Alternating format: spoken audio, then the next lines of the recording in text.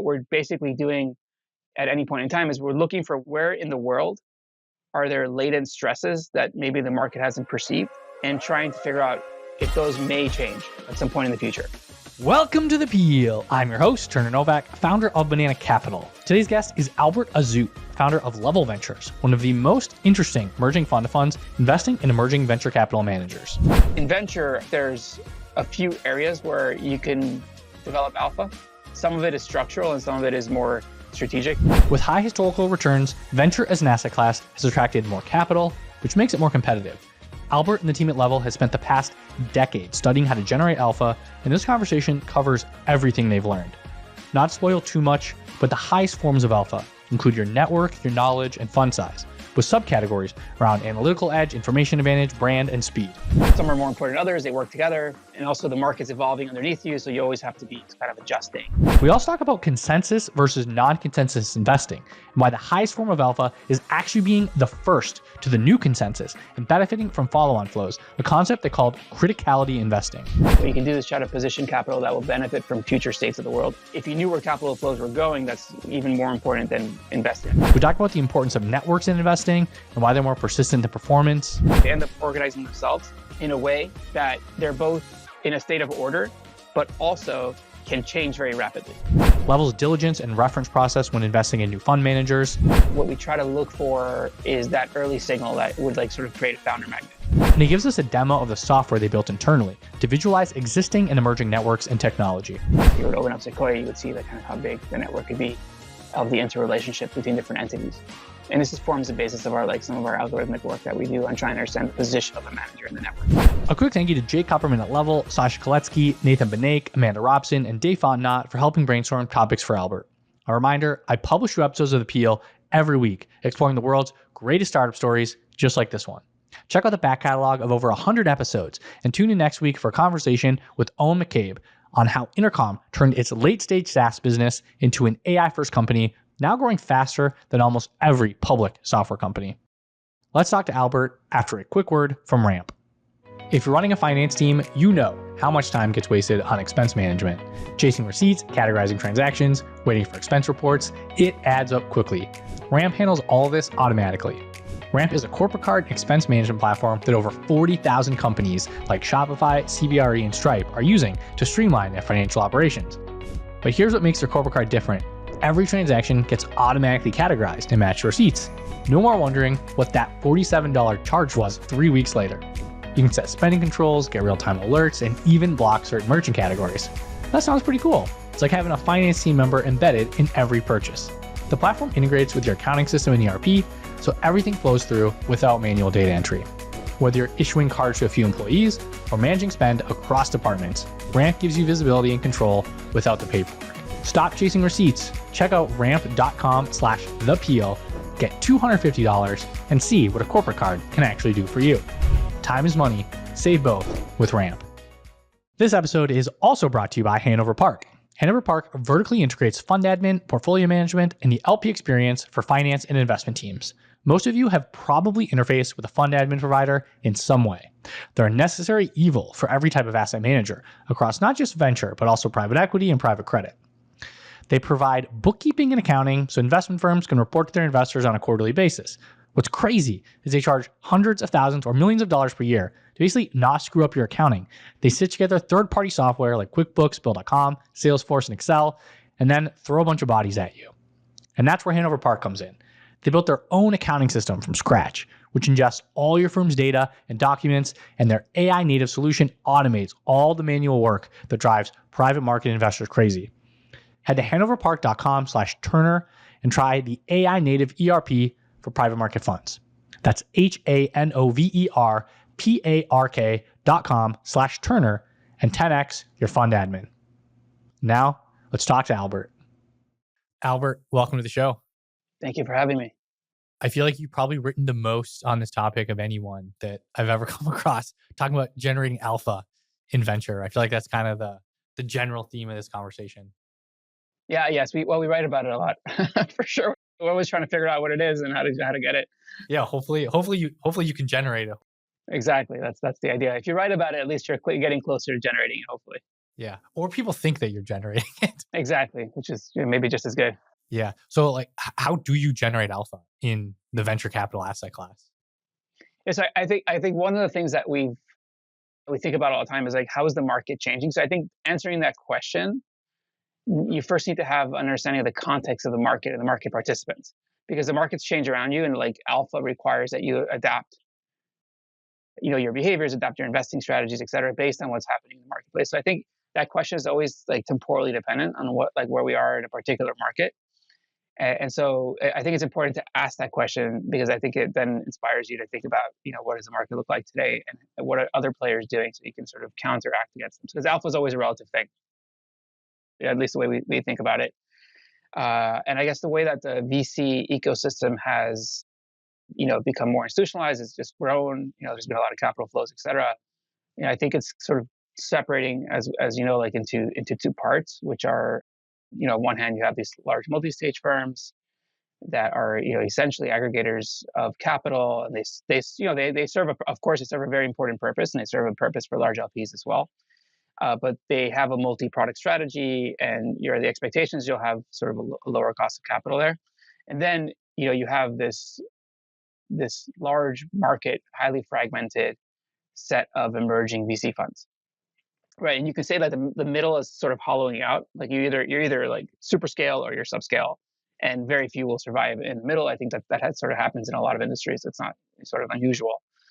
And then you have these sort of highly fragmented, emerging funds, and just by the sheer size and sort of the structure of the market, like they're all just driven, they're mostly driven by carry, right, and economics. So in venture, I think there's a few areas where you can develop alpha. Some of it is structural and some of it is more strategic. But one of the things that we know about, of course, is like access, right? Access to networks, monetizing your networks, having networks that are both redundant and economically important at some point in time. Wait, you want a redundant network? Non-redundant. Oh, non-redundant. Okay. Yeah, I was going to say that doesn't sound like you can monetize. No, you don't want redundancy. I mean, you could have redundancy, but you want to have non-redundancy, right? Because you want to be sort of, a broker of the network in some ways, right? And be able to monetize it, independent of others. And so there has to be some aspect of it has to be sort of non-redundant, unique access. And then it also has to be economically important, because there are networks that, you can have sort of a lot of access to, but are not important at some point in time. Because it's where the opportunities are where it's important. And so that's sort of one area. It's kind of what we think about. The other area we think about is more knowledge advantages, which are related, because a lot of the knowledge that we have is embedded in our networks. But you typically have individuals at some point in time that might have an advantage in some area of specialization or a set of knowledge, horizontal or vertical, that is non-redundant and also economically important. And so I think that's another area where we think about alpha. The third area, which is more structural, is size, right? Which is, because of the nature of small funds, their ability to essentially write checks that are less competitive, be able to get into financings, be able to move around sort of more flexibly, and also to have certain outcomes that are, at sort of the tail of the outcomes, but nonetheless can deliver, a lot of performance and convexity, which is why you see, like, historically, the 90th percentile of VC funds are small, like sort of in performance, are usually small funds, because there's just a structural advantage. You can just, do things that others cannot do. And so those are some of the areas in which we think about, alpha. And, there are more, but and we have some of the articles on our website, but that's sort of how we think about it when we're underwriting a GP specifically. Okay. Yeah, we'll throw a link into the description if people want to check out. You guys have a lot of good posts. I think I read almost all of them over the past. So you're our only reader. Yeah, you set the record. Yeah, that's I actually saw this really interesting stat. I think it was from the World Bank or something, and they showed on the, how like all these think tanks will kind of publish these papers and they're hundreds of pages, and they like put out some data on how many clicks or how many reads those things get, and it is a significantly lower number than you would think, and like an embarrassingly low number. So I don't think people realize like how few people actually read some of this stuff. But some people do read. Like if it's good, you get a lot of views. And this is sometimes if it's super highly valuable stuff, that's a very valuable eyeball that you got. So No, for sure, for sure. I guess the reader really matters, the writer and all that. So yeah. Well, so you mentioned something that there's other forms of alpha. I mean, we got to get as much alpha out of this podcast episode as we can. So what are some others that these are like emerging forms? Are they like less prevalent forms of alpha or something? So there are a few areas like so access and sourcing is one of them. We spoke about like structural advantages. There's also like analytical edge and speed, which is another way that we think about it. In some environments, like especially in venture, and we think about this all the time, is the ability to have a speed of analysis and have conviction and the ability to execute really, really quickly in certain situations is an advantage because you have like a temporal advantage, that others might not have. And these are all kind of related areas. So there might be like a somewhat unique opportunity or founder, and you're familiar with what they're doing. You know people that know them, and you're like, oh yeah, I know this guy Albert. Like, oh, this is a good idea. Like, sure, yeah, here's $1 million. Like, I'll invest right now. Exactly. Or I mean, like there's an index strategy, right, which is like by definition it's speed because you're not, it's very light on diligence. But if you're a more concentrated strategy, the ability to move quickly and be able to make decisions, whether it's through pattern recognition or whether diligence or some sort of like structural process that you've put together, information, et cetera, that allows you to move quickly, I think is definitely an advantage in environments where, others might be moving more slowly. So that matters, especially if you're trying to lock in price before, in these markets, like the minute you have an auction, price will get away from you. Yeah. So speed can almost be a way to like, I don't know, prevent an auction from happening, which is maybe something that founders don't want to hear right now. But Exactly. So, and all these things work together. It's not like there's one source. It's like, oh, you have access, but also you can move quickly, and also you can do before an auction happens and whatnot. And the other thing we spoke about is knowledge. There's also like just informational advantages, just generally, where you have some asymmetry, in venture especially, like in many markets, like there's just information is not equally distributed across individuals, and so having an informational advantage about something, is or about a set of things is another way to have an advantage. And then there's also other things like timing and cyclicality, those things. But those are some of the sources.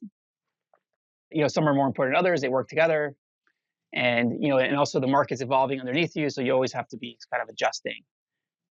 How you sort of play it.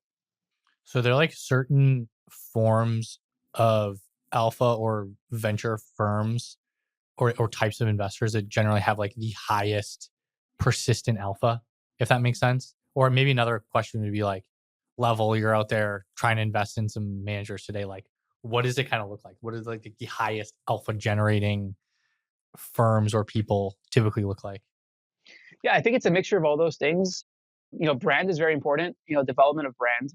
Brand is also, of course, there's alpha and brand, and there's like flywheels. But I think generally speaking, you want to sort of develop alpha in a way that has increasing returns and feedback loops. So it's not like a single one sort of time use of alpha. It's something where you develop it, and the next situation that you encounter is benefits from the prior alpha. So it's like you want to develop this flywheel within the firm or within the investing practice, such that you have escape velocity, and the next deal is just more likely to choose you, et cetera. And so what we've seen is that early investments, early successes, these networks sort of compound. And what we try to look for is that early signal that would like sort of create a founder magnet over long periods of time. And it's not sort of just a false positive in the portfolio or in the set of investments. Like there's actually something very durable underneath that is sustainable and that will have compounding. And that's a lot of the things that we try to think about when we're investing. So when you say founder magnet, so is it just founders are drawn to that person and want to be associated with them or spend time with them, get advice from them, work with them? Exactly. I mean, at the end, that's what it is. It's like you're attracting talent, and the more talent you attract, it should attract more talent. There should be sort of a feedback loop that's pretty strong over a long period of time if it's set up correctly, as opposed to kind of like one hits and things like that, where you could have really good performance in one fund, but that we know in venture generally like persistence is relatively low, especially for emerging funds. So you really need to unpack the portfolio and really try to understand where are these sort of durable sources of alpha. Interesting. I want to ask you about persistence of returns, but you did say something about like kind of like a false positive. So is there specific examples of maybe what a false positive might look like? Yeah, I mean, it comes in different ways. It could be like a hit. So like you can never judge a process purely by its outcomes. Meaning, like you can look at a portfolio and say, oh, there's one hit or something, and that doesn't necessarily mean, of course, it's repeatable because a lot of it is, most of this business or a lot of it could be just luck, it's just position and luck. And so you need to, at least the way we think about it is you need to sort of unpack. And you can also have statistics, like if you have enough hits, like you're going to have, enough shots at bat, you're going to have some hits. But, what we try to really understand is underneath the surface, what's happening.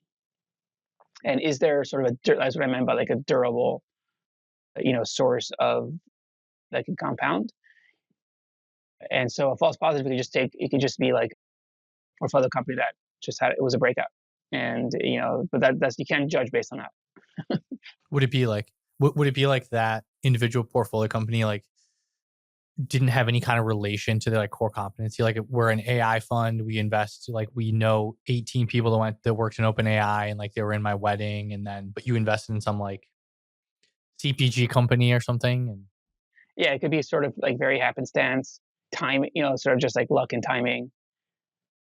And also it could just be like also structural. I mean, like you just had a small fund back then, you were able to do things you couldn't do now because you're trying to build like a 10x bigger fund, which is more competitive. So there's just a lot of, it's just timing, circumstance, unrelated to the underlying process or like sources of alpha. And there's nothing wrong with that.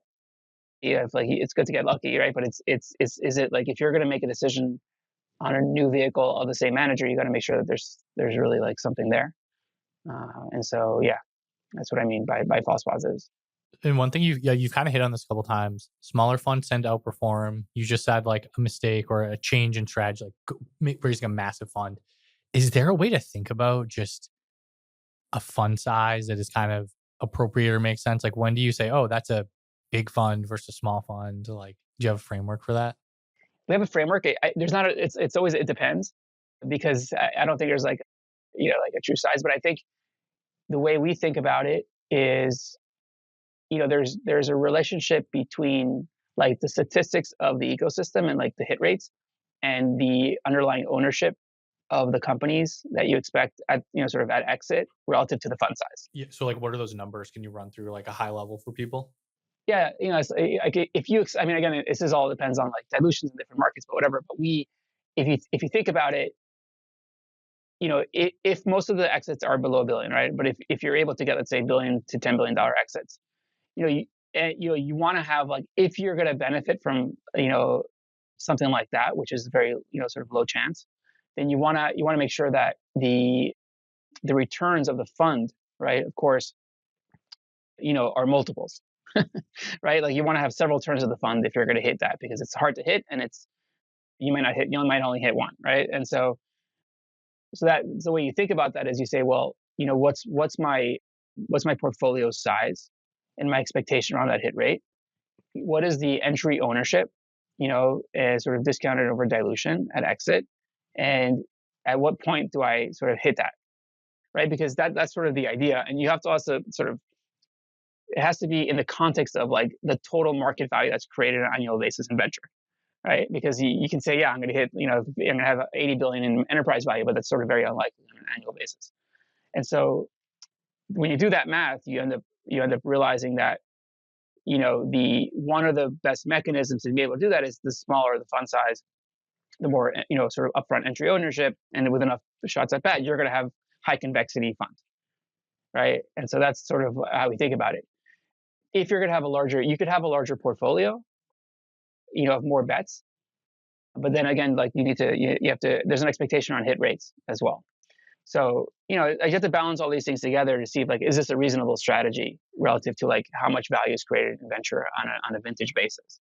Where do you guys sit on that whole kind of concentration versus diversification debate? Because I know some people will say, especially early stage, like you need to have at least 50 shots on goal.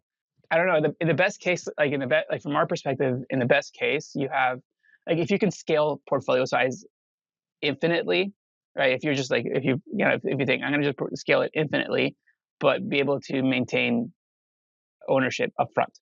So if I had a platform, you know, like HF0 or something like that, where you're getting sort of a deal where you have, let's say, 5% upfront, you can have 90 companies in your portfolio, you know, and there's an expectation around quality and hit rate. Like that's a really good platform. So like with each new portfolio company that you add, the hit rate doesn't go down. So you're still getting like the same quality. So like as the fund size increases, you're still getting the same multiple of return because it's still the same quality. Yeah, if you tell me I'm going to do 100 investments, but I'm going to have 10% ownership in the beginning of it, and my fund size will be, you know, relatively constrained. That's an amazing portfolio construction. It's not doable. It's not always doable because you need to have, there has to be a mechanism for being able to lock in that kind of price. Something has to be special, be able to do that. Whether it's programming or what, you know, like it's YC, or if it's HF0, or if it's some of these other like Z fellows or something like that. If you can't do that, then and your strategy is more like, it's not a numbers game, but it's more like it's based on picking and selection and all that sort of stuff, then yeah, you don't want to be overly concentrated, I don't think, at seed, right? Because I think it's very difficult. It's just inherently uncertain. But you know, you want to sort of manage that size. So you know, what we see is, you know, somewhere in the area of, you know, 20 to 40. It's kind of like, if that's the strategy where you end up. So you think if I came to you and said, I'm doing 10 investments for my first round fund, you'd probably say, like, just the data shows that hit rate is probably going to, you're more likely than not to lose all the money. It's just higher volatility. It's just incredibly higher volatility. So you're just gonna, what you have to believe is that, like, I'll take the risk, but I really, you know, I have to believe that you can execute on it, right? And from our perspective, like, we're building a portfolio of hits, right? So, you know, a portfolio of potential high convexity outcomes. So it's just higher volatility. You know, like, you have to believe that you can execute on that strategy in a market that's completely uncertain. You have to be very good to execute on that, I think. So actually, one thing you mentioned earlier was that luck plays a pretty good role, or pretty big role. I feel like a lot of investors would not like to admit that. Or maybe people can admit that in certain senses, but like, what role does luck play? Yeah, again, we don't know by definition what it plays, because there's no counterfactual. There's like no way to resimulate what occurred. Can you like measure it somehow, or do you like, how do you underwrite it or incorporate it into your process? Yeah, it's more like, we think of it as like randomness, right? And so that's why portfolio construction, you know, really matters, I think, because you know, there's always an inherent uncertainty on things, and so, and luck is really when, like, you're sort of, you know, there's an opportunity and you're prepared, and like you're able, you know, so even luck itself is like, there's a context to it. If you just sit, you know, if you sit at home, you don't do anything, it's hard to have luck. So there's some action that needs to happen. That could be a measure of like a pretty defensible, like, persistent return network, though. As you sit at home, you do nothing, and you still are getting the grand slams. Wait Yeah, for things to come your way. yeah. Yeah, no, it's very hard. I think you just gotta, you know, just be comfortable with randomness. Yeah, and just the randomness of things. And you know, we cannot predict the future. There's no way to predict the future. It's inherently unpredictable. What you can do is try to position capital that will benefit from future states of the world, I think, is the way we think about it. And some of those could be just luck, you know, or yeah, just being at the right place at the right time. So, you know, like, just those things, you just never know. Oh, this is a question from a little bit different topic from my friend Sasha at Creator Ventures. Is there anything you're seeing on data versus spin out versus newly created, or kind of like outsider type funds? Have you guys done any research on that? We haven't done specifically research on that topic. You know, I think there's a set of personas that we like. You know, just kind of we gravitate to. We do like the outsider, sort of either operator kind of turned investor. We like that a lot. We think it's a really good persona. I think it attracts, you know, founders. I think there's just kind of a different way of looking at the world often. We also like kind of investors that have worked their way up, not necessarily like partner GP level, but hungry early, have like really deep networks, but they want to go on their own. We think that's a really good persona, and we think that strategy is done well. versus so like a large GP leaving and trying to build a big firm. And I just we're just not the person that we tend to like as much. How do you kind of suss that out? Because I know a lot of people will say, do you argue, like there's one argument to say, they're unshackled from the partnership and the investment committee, and they can maybe put some of their own deals through. There's another argument that says, oh, they don't have the brand of the mega platform, and the way they get their deal flow is probably going to change when they're not attached to that. How do you guys kind of underwrite or get comfortable with how that'll change? Yeah, I think we it's a lot of chemistry also with the GP and just getting a sense for them. There's a lot you can do. Like we do look at a lot of data depending on where they've come from. Like if there's attribution or not attribution, or if they have. Usually, we're looking at a portfolio that's already sort of extant. Like they were like developed. They're already developing a portfolio, and we can look at it that way. So even with a few data points, we can start to get an assessment of it. And then we do a lot of back channel on that particular thing with founders and other GPs and other people in market to get a sense for whether the GP is a signal for them in the market. And that's kind of how we think about it. We sort of ask the inverse question. You ask the inverse of what? Meaning we ask the market, like, is it if this GP were to show you a deal, would it be a high single for you? Is that the key thing? Because we want to see that we want to see that the GP actually is a signal for the market. And that you can't fake that. You really can't fake that. Don't people kind of do like, hey man, I'm raising my fund. When people reach out, tell them this, like, here's your talking points. People kind of do that, don't they? No, but we don't ask them for references. We go out and we talk to people that will give us an unbiased opinion. Oh yeah, fair. Yeah. And there's people you have to really, everybody, like, it communicates differently. You have to kind of read between the lines a lot of what people say and just try to understand the picture and try to figure out what you think you need to de-risk about this particular GP. But yeah, we try to just get as many counter data points as possible and try to form an opinion. And then a lot of it's also just, in life, I think you get the investors you deserve. And a lot of it is just like the chemistry and the interactions over a period of time that will make us comfortable, just generally. At the end of the day, we're investing in people. Actually, Amanda Robson at MTF mentioned that you had the most intense reference process or most references out of anyone else. I don't know if that's a good or bad thing, but I guess it seems like you're doing them at least. Yeah, I think we're trying to be very objective. If you look at our data approach and understanding the embeddedness of a GP in a network, in a set of talent flow, and then sort of being able to back that up with in-market sort of checks, I think is important. And so that just creates a more objective approach versus, just like how else would you do it? You have to kind of look at, you have to look at their presentations and their advisors and all these things that are maybe more intangible. So, we try to get to the bottom line. Yeah. When you're like meeting a new manager or doing diligence on someone, like what does the general process look like? Like, is this a one Zoom call, one day type of thing, or does this take you 5 years? I'm assuming it's somewhere in the middle of that, but it really depends on how fast things are moving, to be honest. We try to pace ourselves with how fast an opportunity is evolving. And if we have more time, then we'll take more time. Right. I think that I don't think most LPs will tell you that, but it's the truth. Like if we're not in a rush, we'll try to take our time. Yeah. I feel like a lot of people mess that up on the fundraising side. Is you just say you don't give it a time in a box. For sure, but also there maybe the other way around is they're also somewhat short termist, and they try to squeeze people to an answer, but they're not yet ready, and it takes time.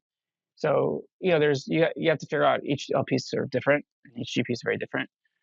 But yeah, we try to obviously just kind of synchronize with the timeline that's set forth that we think is fair, because we see a lot of opportunities, so we have to kind of manage that, and then manage bandwidth with the team. We only two of us on the investing side right now, So I really want to do a demo of the software. Maybe we'll do that in, I don't know how long this will take us, 10, 15 minutes later. But just thinking about, you mentioned something earlier that I know you've written a lot about, criticality investing. Did I say that right? Yeah, criticality. Yeah. So what is that for people who don't know? Yeah. So we've been, I've been the team and us, we've been thinking for a long time, how do markets work? How does the world work? Good question. That's kind of the question we always ask ourselves. And there's certainly sort of higher level phenomenon about the way the world works that you can ascertain and sort of use as a guiding principle or a set of like a frame of reference when you're investing, a mental model, right? And it's not to say that it fits every situation, but generally speaking, I think there are things that are generally true as like true phenomenon about the world. So what would be an example about something like this? Yeah, I guess with criticality, I'll give you an example. Like, you know, we know that for example, in the world, there's things organized into networks, generally speaking, which is like the relationships between things. So this is not even investing related. This is even like Just generally, yeah. Like if you think about like, yeah, for example, social networks and I don't know, protein networks, sort of chemical signaling networks, the neurons in the brain, like even human-made networks like the grid, et cetera, airports and sort of like travel paths, et cetera. All those are essentially networks. There's entities and the relationships between them. And networks that form in real life, they have a set of properties about them that make them really interesting and difficult.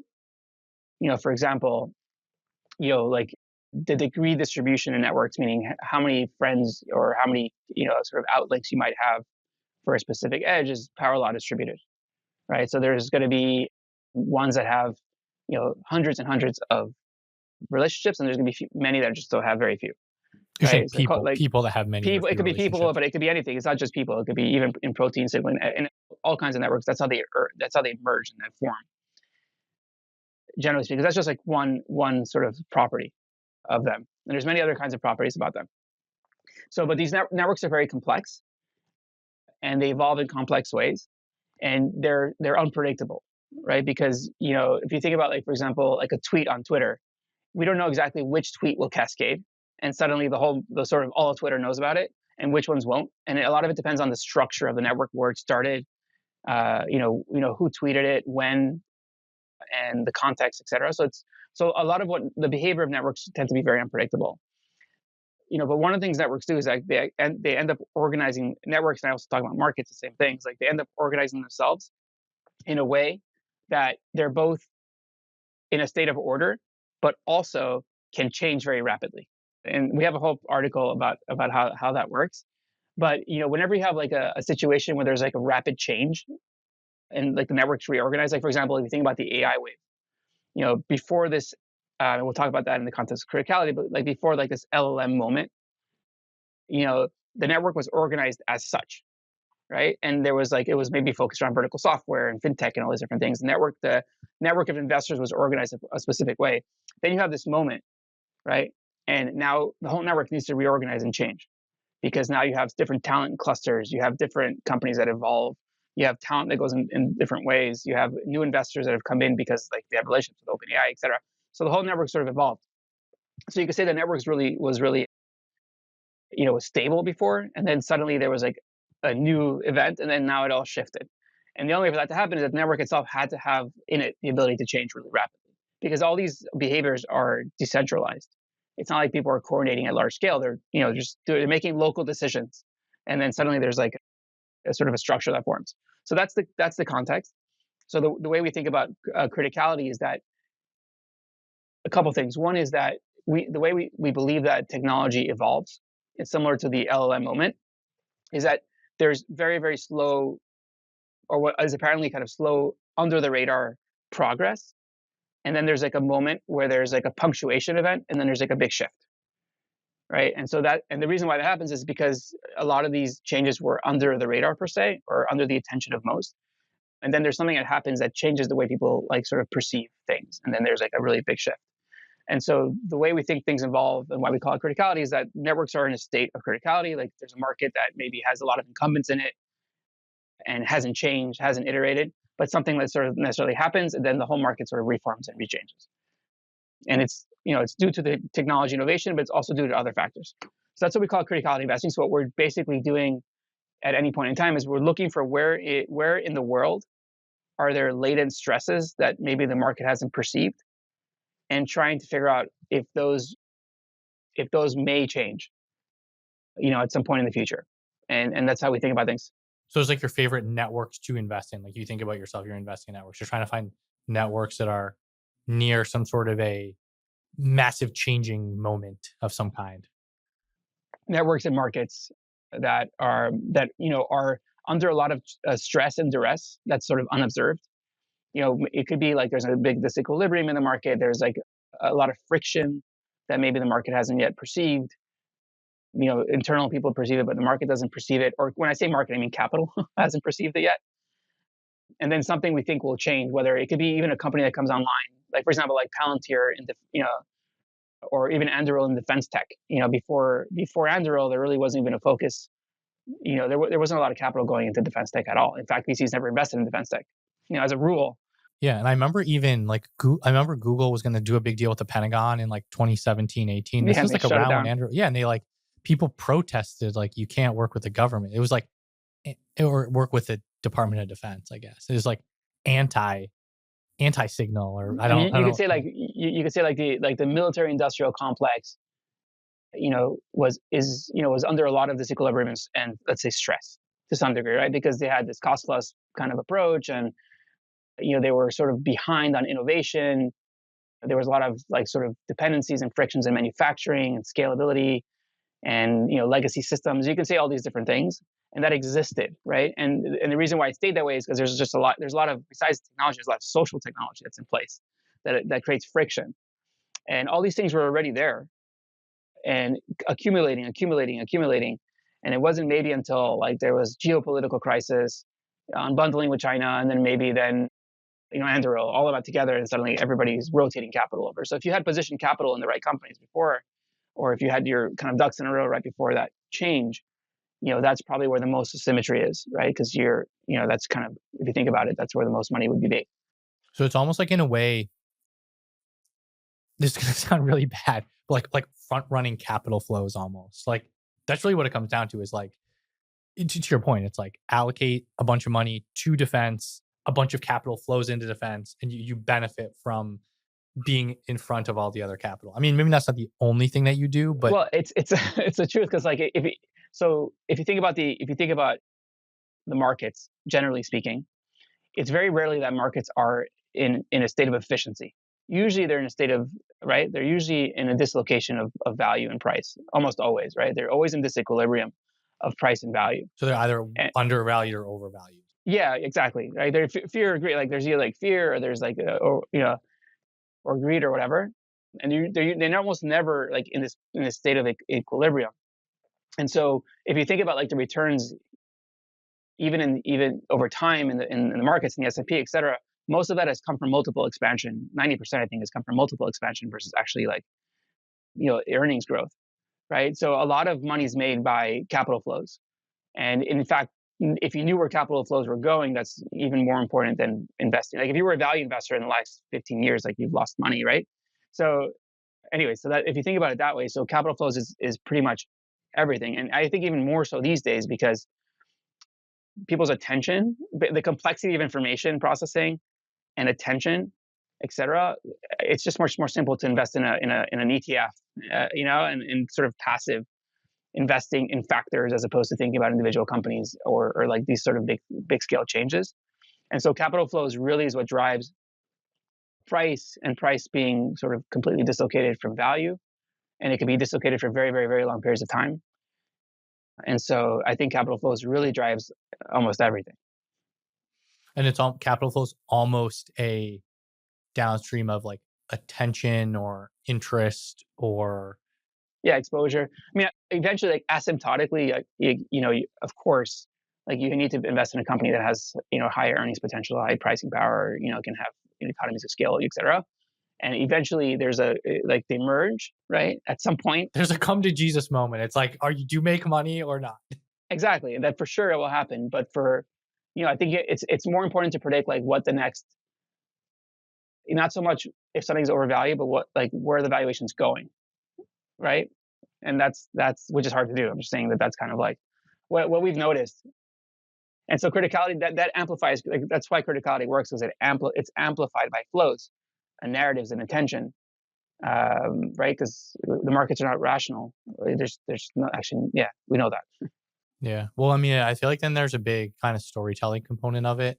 I've always thought Elon did a good job with this. Like, I know people say like, oh, you could criticize a lot of things he's done, how by the books he did things, etc. But like, he did a good job of getting attention, and specifically in the capital markets, like reducing the cost of capital, the cost of equity, uh, whatever forum you choose to do that. I feel like I feel like this is kind of like more of like played out and well known now, and like a lot of other people are kind of using this strategy, especially in 2025. Second half of 2025. But I feel like he did a really good job of that, probably over the past 15 years, using that to his advantage when maybe he didn't have enough there yet, right? Like you think of like Tesla being overvalued for like such a long period of time, but now I know they have higher operating margins like every other car company. Like you could argue it's a better business, even if it's always been overvalued. So Yeah. Hopefully, yeah, you can use narrative as a way to sort of bootstrap a business, right? But yeah, but a lot of things move with narratives.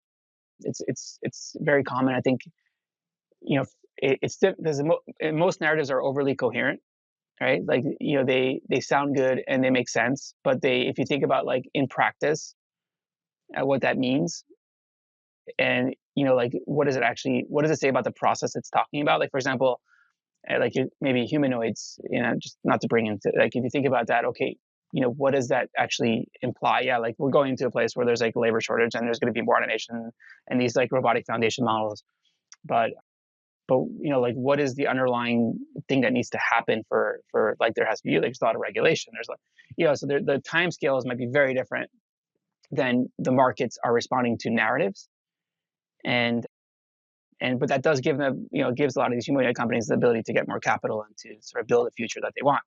So it works both ways. yeah, I mean, when you think of the narrative of that, it's like labor, like how much of GDP is just people doing work. And we just played out like digital labor is OpenAI and Anthropic. Now the humanoids are physical labor. Like that's like the entire economy basically.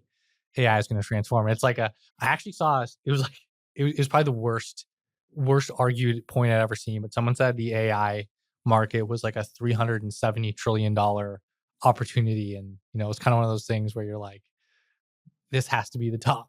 But Yeah, for sure. I mean, it's there's always truth, in a lot. Like there's always, yeah, for sure. It's completely disruptive, and it's going to be large scale changes in society for sure. And at the same time, the time scales and what it means is gonna be different than what people expect. Right? I think. is that something you think people get wrong a lot with this? Is just like the timing? Like it's that whole adage of less happens in 1 year than you think, but more happens in 10 years. Yeah, I think criticality has a lot to do with that. And these cycles of narratives, and then sort of like the overly coherent narratives, and then sort of the breaking down of the narratives to like realism, and then back around and back. So that whole process has a lot to do with time scales, right? Because the reason why there's convexity is because some of these things is because time scales are off, right? That's the whole point. They're essentially people are when they're investing in something that's overvalued, they're saying that they're bringing the returns from the future deeply into the right into today with heavy like what they call hyperbolic discounting, right? I've never heard it described as hyperbolic discounting, but okay. So yeah, that's a behavioral mechanism, like it's a behavioral finance term, but like it's like you're discounting deeply the future, and that is just a function of distorting time. You can think of it that way, as opposed to thinking about like time being sort of like over the years. You can think about it as like a distortion of time, and so yeah, that's something that investors do, right? It's something I do, and sometimes it works. So There's a really interesting, probably related to some of this in a way, from Martin Casado at A16Z. I'll read the tweet. We'll throw it up on the screen for people too. It says, the idea that non-consensus investing is where the alpha is actually quite dangerous in the early stage. Follow-on capital tends to be more and more consensus aligned. I agree. I think that's a very, very solid statement. But wouldn't you say like, looking for alpha, you want to be like non-consensus? Like that's No, what I'm saying, that's why I never use the word non-consensus, right? And like I never used it in that definition, because at the end of the day, like you need to go where capital is going, right? Because it's all. We just spoke about a little while about capital flows, right? You can't ignore capital flows. You want to position yourself to where capital flows are going. There's many ways to do that with alpha, or there's several ways to do that with alpha. And you want to do it in a way also that you get paid for the risk, right? Because because if you, especially with fund size, it's like if you're paying $50 million caps on your seeds, like it's going to be very hard to return a fund, right? So there's something about price. You almost have to be like early consensus. Like you want to be like the first of the consensus, and then you benefit from the follow-on flows. And that's actually where the highest form of Yeah, alpha so is. that's what we call criticality. That's what we call it in our business, like what we call like criticality investing, which is the way to do that. You can't ignore the fact that technology needs to solve problems. They need to solve problems, right? It needs to solve problems for sure, right? So there are areas where there are pronounced problems that are not yet in the capital rotation, but they're going to be. And so that's sort of one way to think about it. Another way to think about it is like there's the first order stuff, like we know that sort of like the AI platforms, and then there's a second order, right, which is you have to sort of predict, like, because of this, what do I need? Well, we need to think about MCP servers, and then there's a third order, right? And you want to figure out where the consensus will be in second and third orders before others do, right? And so that's the other way to think about it. But yeah, but you can't say I'm not, like, we're going to be non-consensus, because it doesn't make much sense, I don't think. Yeah, no, I agree. I mean, you have to be consensus. Capital is more and more concentrating. It's like saying, oh, we want, like, Nvidia. Everybody's after Nvidia. Like, why do we invest in Nvidia? Because everybody's doing Nvidia. That makes no sense, because capital is concentrating more and more and more in the winners, and most, yeah, right? So that wouldn't make sense. But what matters is like positioning your capital to where capital will be rotating to in a correct way. Is there a time to think about getting out of a trade? Like, for example, the Nvidia one, right? It's like Nvidia's been the biggest winner in AI. It probably has more than 100% of all free cash flow generated in AI, right? Like, they've obviously been the big beneficiary, but like, is there a time to think, like, how do you figure out capital flows changing? Is there a way, or I think it's impossible. I really truly think it's impossible to predict the markets. Anybody who predicts it is, you should just tell them, to go away. okay. It's impossible. It's an economic forecast, we know, like, over time, or like, it's better just to be just pick things randomly. Like, so no one knows the future.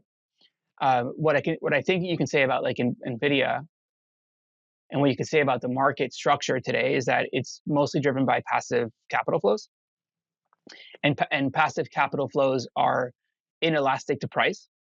So as things, for example, go up, they continue to go up because these ETFs need to rebalance, and you have a situation where there's inelasticity, and if there's any negative news in that sort of environment, there's going to be a big sell-off. A big shock because the people who are active immediately get out.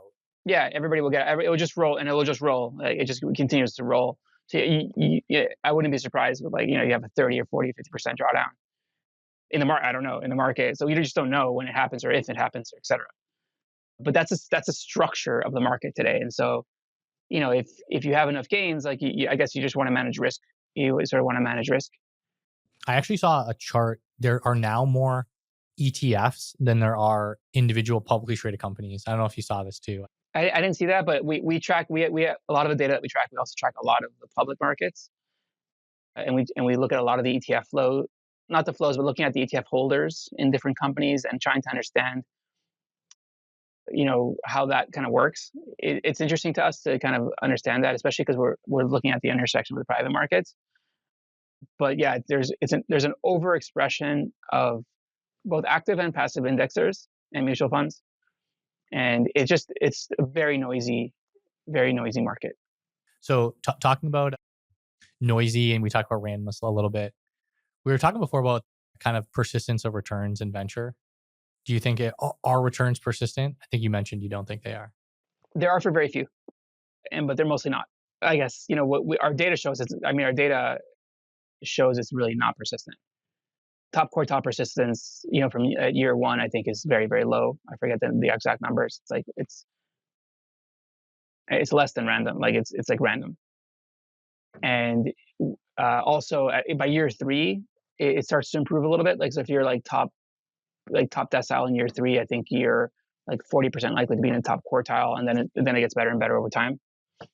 So, but there's very little persistence. In fact, when the GP is raising their new fund, they're usually banking on a time when persistence is the lowest. In returns, persistence of returns, and we look at it by cohorts. We look at it like yearly cohorts as well. So we don't just look at the funds. We look at like how they persisted over time based on cohorts of investments. Yeah, we should publish more about this. But yeah, persistence is very low, and and the question is why.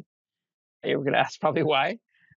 We don't know. We can probably see a couple of things. One is strategy drift, which I think is like, as they get larger, it's harder to maintain quality, adverse selection, things like that. I think that's sort of one major thing. I think the other thing is that markets change. The nature of complexity is what we spoke about, is like the actual structure of the market, and then opportunities change. Networks get stale, opportunities go elsewhere, and capital rotates elsewhere, et cetera, et cetera. So, it just means that your next set of investments may not be as sort of important as the first set, for example. So that could be it. And yeah, and there's other kind of dynamics that happen, I think, in the markets that just change, how different cohorts of investments perform. And you mentioned they're talking about networks and the importance. So like, what is more persistent, returns or networks? Because it sounds like they can both change. We always say networks are more persistent than performance, right? So that's your answer, I guess.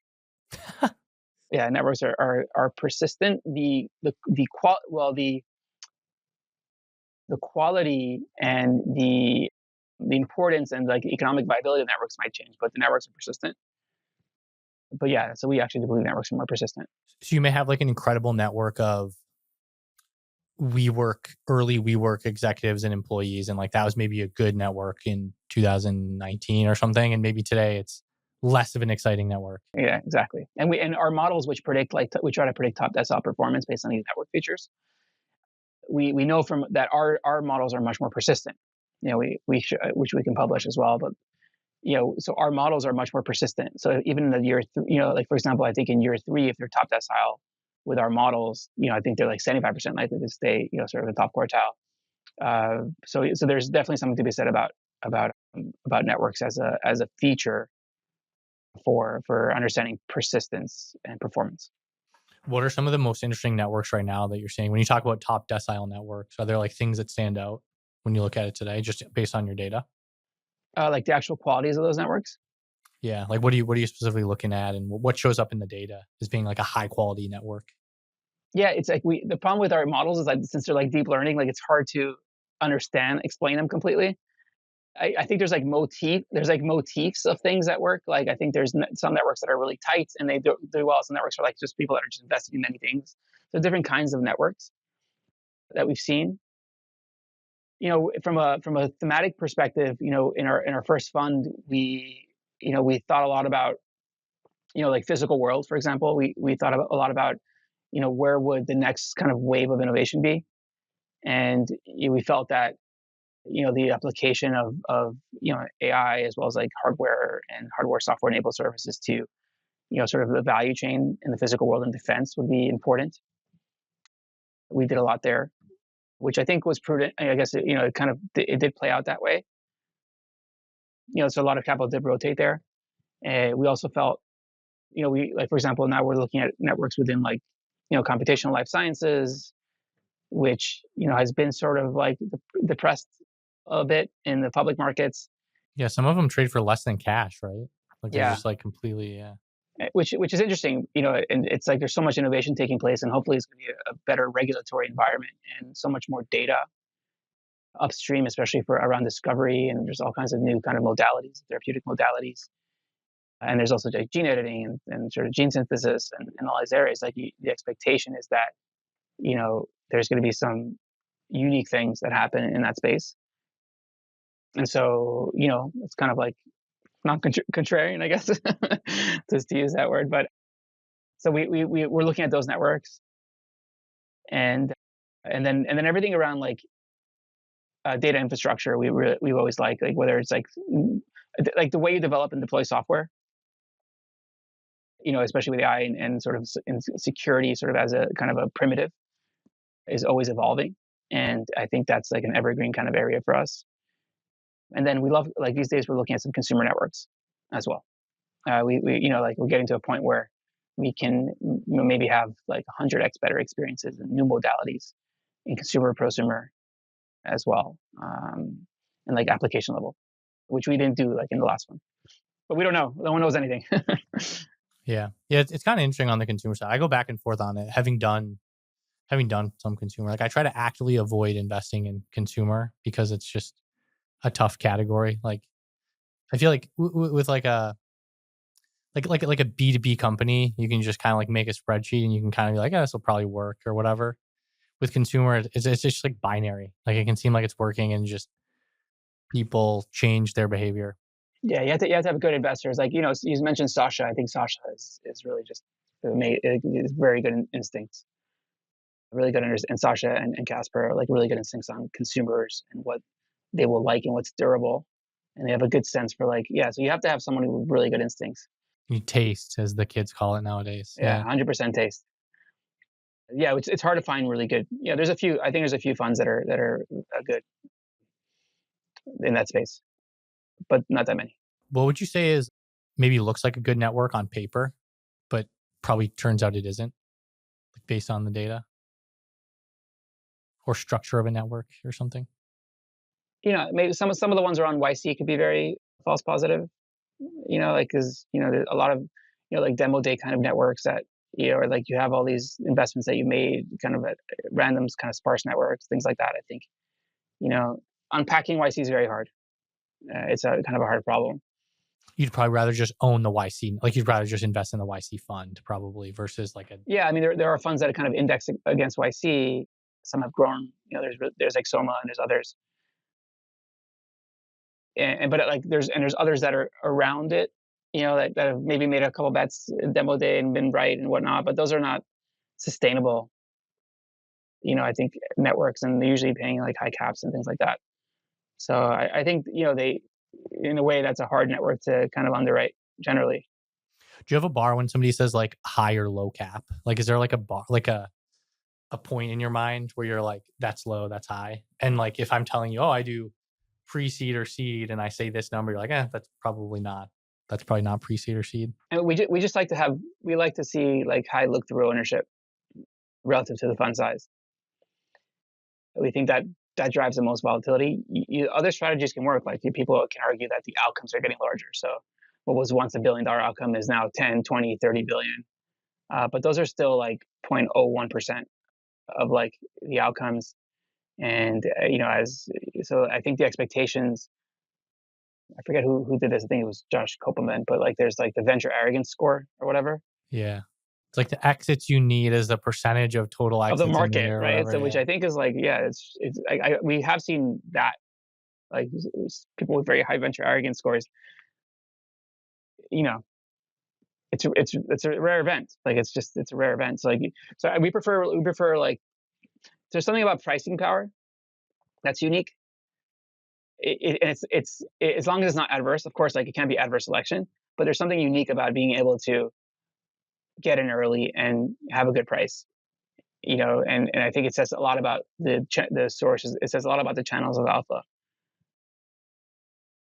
One of the ways in which you can really sort of manifest alpha. Because I could, in theory, invest in all of the hottest seed rounds, but under the hood, it's like an uncapped safe after the round, or it's like 2x overpriced of the last round's price. And like, that's not really pricing power necessarily. Because No, it's not. It's also not going to return it's not going to like, you could have nice logos, but it won't do much for your fund unless it's like a tiny fund, like a $1 million fund or $2 million fund. yeah. So like, it just won't do much. It won't do much at all for you. So on the on your guys' software side, I know we were talking about doing a demo. But yeah, it'd be fun to just kind of walk through it. I don't know. We can kind of think about it as like you're demoing it for a smart person who maybe has never seen it before. Maybe that can be the assumed audience for this. Yeah, sounds good. I can give you. Maybe I can show you a few things, and just to maybe highlight a couple things. Like we have a few dashboards that we use. We also do a lot of tracking of like our own companies and our portfolios and whatnot. And just maybe to level set, like our data, where it comes from. We have a lot of data that comes from a lot of different sources. It includes not only like private market data, which is like transactional data, but also, we track a few 100 million people profiles. 100 million people? 400 million. It's around 20, 25 million that kind of interact with venture in some way, shape, or form. Oh, wow. It's a lot of people. It's a lot of people. We do, yeah. I can tell you more about that. I can't tell you where we got the sources from, but So is this like an employee at Apple is interacting in some way, or like? yeah, like for example, like looking at LinkedIn profiles and things like that, like understanding work experiences, flows of people, where they're coming, where they're going from. We do a lot of that. We also track other what we call communities. Like we look at, for example, all of GitHub and PyPy, and also scientific journals. A lot of like crypto market data, public market data, and things like that. We also been doing more like Discord. We're trying to do some Slack now, trying to understand the community. So where people hang out and what they're saying, I think is important to us. But generally speaking, this is kind of one of our investor dashboards and what we use to kind of diligence managers. There's a lot here. Maybe I'll just show you a couple things. Yeah, show me the most interesting stuff that like you used to make a Yeah. decision. So some of the most interesting stuff is like, we for every single transaction, we have a lot of different data points that we've curated over time. So everything from like how early we have an earliness factor, how early they were in the company, and we can estimate returns. The quality of the actual syndicate, whether the company's, maybe, is it likely to graduate or not graduate based on like various, sort of population statistics. We do a lot on just understanding different updates. This is all private data for us, but like different updates that we're getting from the market on the company, just to have multiple data points. And then we have a lot on talent. So this is like the basis of understanding, the SOI of the manager. We classify every single company into different categorizations, like high level ones, like what we call verticals, but also like very, very low level, categorizations across the market to see what's like changing and evolving, to get a sense for managers exposed and where they have like created value. So we do that sort of stuff. So we do a lot within like trying to understand topic areas and evolving topics. So it looks like that one in particular is a lot of data center related and like machine learning. Yeah, it's one of our funds. It's a data infrastructure fund. So yeah, it's a lot. You're going to see a lot of that for sure. And then network is really more around, focused on the actual co-investor network of the manager and how that's evolved over time and what it looks like. And is this like some off the shelf software you can buy on like a Google Marketplace or something, or like AWS Marketplace, or is this like built it all in house, custom data sources? Yeah, everything's in house. Yeah, we don't. Yeah, we built everything from scratch. And it's a lot of unstructured data too. I think like you literally take LP updates and just forward it in. Well, with some of it's structured. We obviously have like licenses with a lot of data providers. So some of it's structured and some of it's unstructured. But this is just showing you like what it looks like underneath the surface. Okay, so what am I looking at here? So you're looking at a relationship between one of our funds and Andreessen, Okay. and like the flow of information between them. And like in this particular view, the arrows represent like kind of the strength of the relationship and the flow of it as well, and the frequency, recency. There's a lot of different features that go into this, but this is just giving you a sense for like the scale of how we do like network reconstruction and how big these networks are. So if you were to open up Sequoia, you would see like kind of how big the network could be of the interrelationships between different entities. And this forms the basis of some of our algorithmic work that we do on trying to understand the position of a manager in the network. So there's a lot of arrows pointing into Sequoia. What would that tell me about Sequoia specifically? Yeah, so it could be arrows both ways, which means like there's a lot of co-investing taking place between the entities, or there could be like some after investing and pre-investing and different ways in which the investing takes place. But they're obviously very central. And do you want to see that? You want to see certain configurations that are persistent, is I guess the way I would answer that. And then when you're looking at adding a new manager, like, are you thinking about exposure to like a network that doesn't exist specifically, or like a network that you don't have in the portfolio yet? No, we don't do that. We actually don't do that. Oh, you don't? Okay. We've thought a lot about it. I mean, we like to spread out for sure, but it's unlikely. I mean, there's going to be overlap in the networks. I don't know, there's a few thousand deals done a year, seed deals or whatever, and there's going to be overlap in the networks, and we're okay with overlap. And in some cases, we have kind of a distributed network, but it's unlikely there's going to be a lot of overlap between networks. So you mostly just like good high quality network. Yeah. The models are really focused on like good high quality networks, close to the core, good signal for the market, and good patterns of behavior. So, good persistence and recency and things like that. And that's how we kind of get a signal. And then from there, we do our work. Yeah. Makes sense. And then, I mean, I think this maybe begs the question, like, why launch a fund to fund around the software? Like, shouldn't you just, you have this data, like you see who's the best investor, just like follow on to them versus like have a fund to fund? Like, what was the general thing? Maybe this gets back into like the history of stuff a little bit, but Yeah, certainly. So, I mean, we sort of fell into this in some ways, but in reality, we felt that the obviously building a VC is hard, and for us to try to compete in like Series A, B deals with like no brand when we first started would be like kind of impossible, and it'd be adverse selection. And we felt that the highest convexity part of the market was the emerging VC funds, and there are other fund of funds that are good. But we felt like there was a way to do it like very very systematically, and where you can add value to the GPs in unique ways, especially through technology, be very tech enabled and sort of tech, like have really interesting tech primitives. But yeah, so the idea was, so if you select really good managers, and those managers, select really good companies, then coming out of your portfolio should be really good companies. true. Yeah, in theory, yeah. If that's the case, and the managers want to continue to follow on their winners, and we're a capital source for them, then we should have access to a very asymmetric, high alpha portfolio, and that was the idea. And in order to do that well, you have to have a good data lens on being able to track, your look through portfolio, to track the market generally, and that was sort of the original idea. And being a fund of funds puts you in an interesting structural position because you see so much.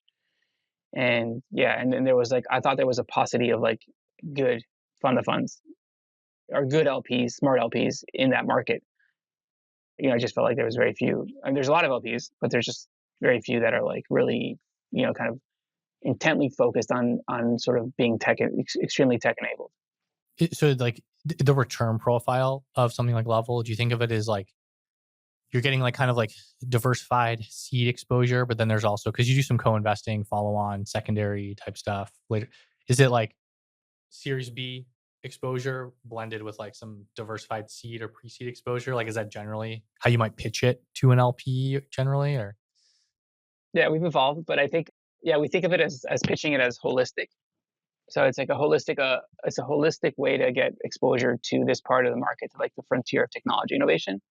And the buckets are essentially, sort of primary LP commitments, like sort of opportunistic kind of LP secondary commitments, and that's kind of in a similar vehicle. And then doubling down into co-investments. With co-investments, our approach is, we try to empower the GP to put more money into their best companies, and that we can sort of be a partner for them there. And the way we like to do it is if we can sort of get capital in before a round happens. It's kind of like the best opportunity for us. But in that particular bucket, we want to be, we're trying to manage risk as well, so we don't want to be too early. So usually the entry point is as early as A, but typically B. We just did a C. So we like to kind of manage risk there, and just the combined platform should deliver the results. When you talk about getting in before a round, so is this, how do you generally do that? Is it like some kind of like uncapped or like discounted safe, or do you like buying secondary, You want all my primary, like secrets? from employees? I don't know. I'm just curious. I mean, this is going on the internet.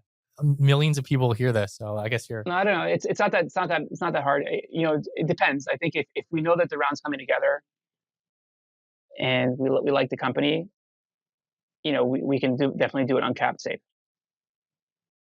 We're happy. We're sort of happy to do that. We've done that before. Um, if there's a period of time between, because we also don't want to anchor price. We don't want to, just because we're not a lead investor, right? And we also want to be careful about the relationship and about their own financing process. So that's what we'll do. So it's kind of a way to just signal like we'll participate in the round, and like we're in. We don't care who leads it. Like, consider this as part of the round when it comes together, but like we're securing our ticket. And of course, like our data comes from our GPs, and they have a lot of asymmetric access and information about the companies themselves. And we've developed mindset, like we've developed information and a history with the company ourselves internally. So that's how we think. And you probably kind of knew like for a year or 2 or 3 or 4, you're like, oh, it's pretty interesting. Like we kind of want to follow this. We like it more and more over time. And so it's not like a shotgun, like someone sends you an email and like, you're making the No, no, decision. no, no, Yeah. no, no. We had no. That's yeah. It's much more, but that's what we try to do. It's kind of like, and it's not it's never perfect. Like everything's like a moving target in this business, but that's what we try to do. Yeah. What do you think an ideal kind of LPGP relationship looks like then? In this case specifically, but then just more broadly, you kind of mentioned like not enough people are taking a data driven approach. What does kind of the ideal look like? What do you want from an LP? I guess is like where you'd want to start. I think you'd want to have strategic guidance with an understanding of the market and how it's evolving, right? Because I think the benefit of having an LP that is investing in the market is that they understand the market and they maybe have perspectives that you don't have as sort of a single instance in a big market, right? So I think that's one thing, and that could be informed by lots of data. So that's one thing. The second thing is like essentially like helping with capital formation. Like if you have conviction on a GP, like helping them with being a signal for the market, so that if there's a fundraising, it takes place pretty quickly. The third is to the extent that you can enable them to have more information than they would have had on their own. So whether it's like having some of our tools that we use for like network search, for maybe for sourcing or for sourcing support or for portfolio support, hiring, things like that. Like if we can enable them with our data so that they can do things that they couldn't do before, that I think is a really amazing relationship to have with a GP over a long period of time. So those are some of the ways we think about it.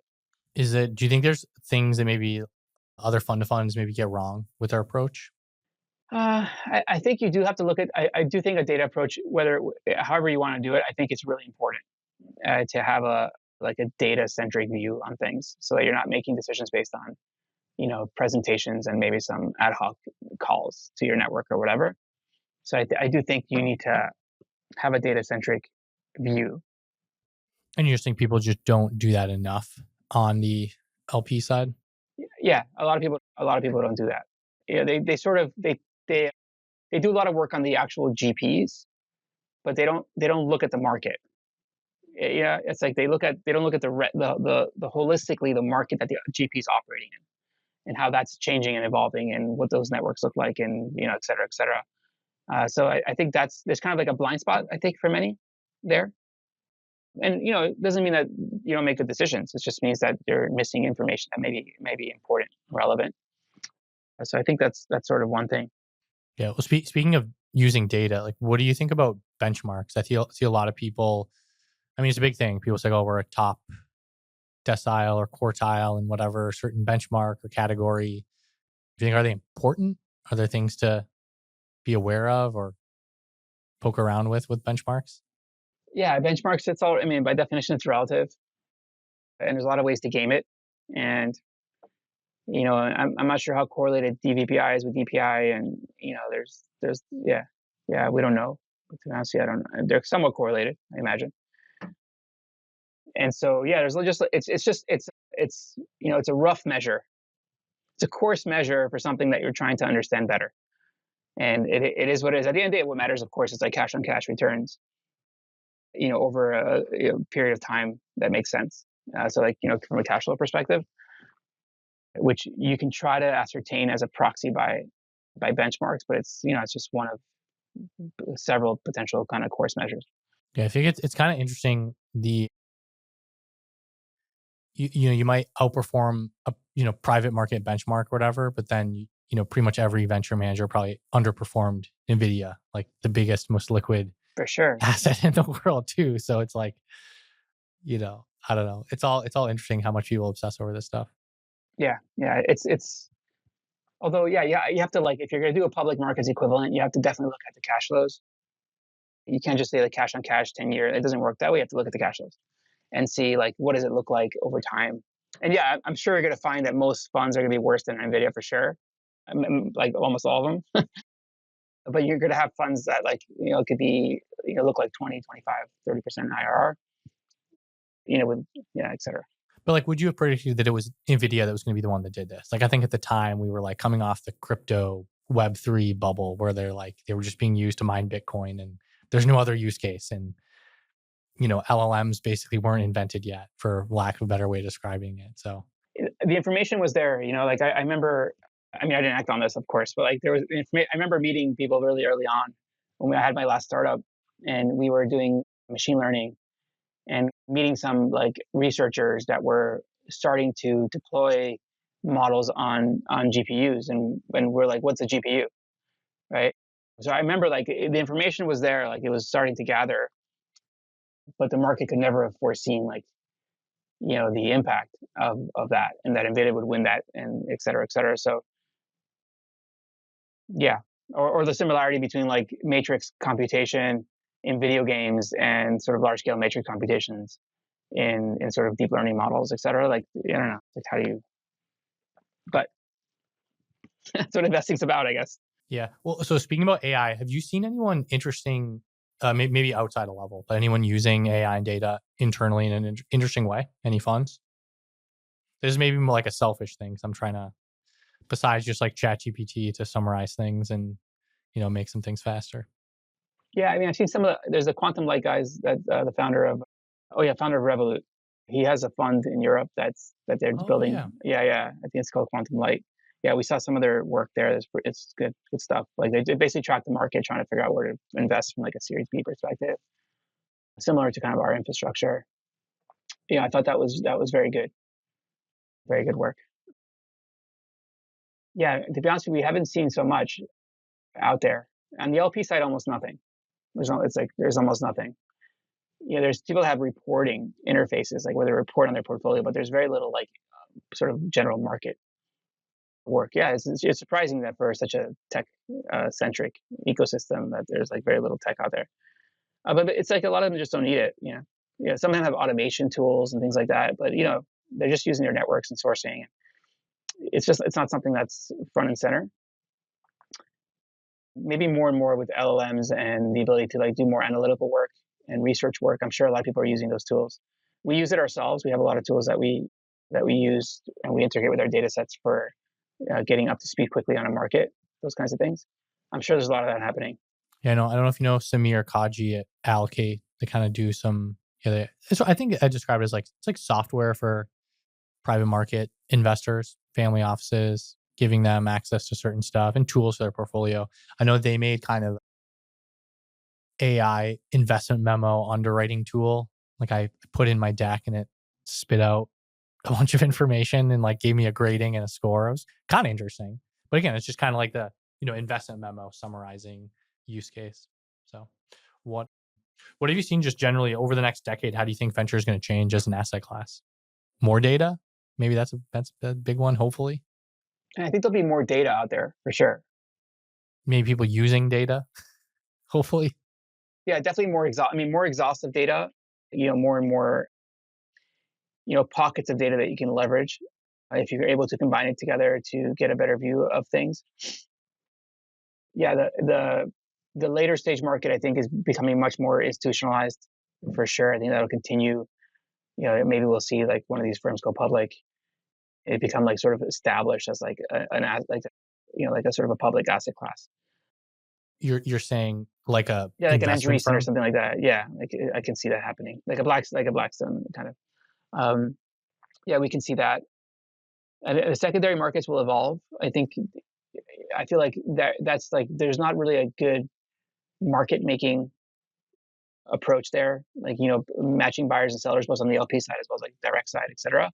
I feel like and people are going to want to be able to be flexible on when they exit out positions and those kinds of things. So I think that market will evolve, especially as venture just becomes like the timelines are so much longer, and companies will stay more private longer because there's a lot of benefits to staying private, especially if you can get liquidity. You don't even need to go public, right?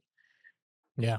Yeah. Databricks just did their series J or K. Yeah, it was series K. You're going to see Series Z one day. Yeah. Yeah, exactly. So and if you can sell, there's a way to exit positions and sell, and investors can sell. Like there's really no reason to. And so I think that will happen. Well, plus two, if you're Well, if you're an investor and you have a public market fund, I mean, you probably charge 1% management fees roughly, and like 10 to 15% carry, versus private markets, you can charge 2 and 20, and sometimes more than that, honestly, especially if you're an open AI.